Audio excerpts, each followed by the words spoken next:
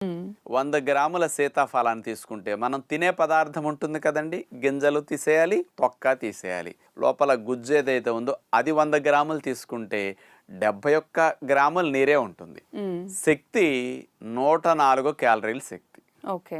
సపోటా, మామిడి ఇవన్నీ చాలా తక్కువ సీతాఫలంతో పోలిస్తే. హ్మ్. ముఖ్యంగా ఇందులో 25 గ్రాముల పిండి పదార్థాలు ఉంటాయి.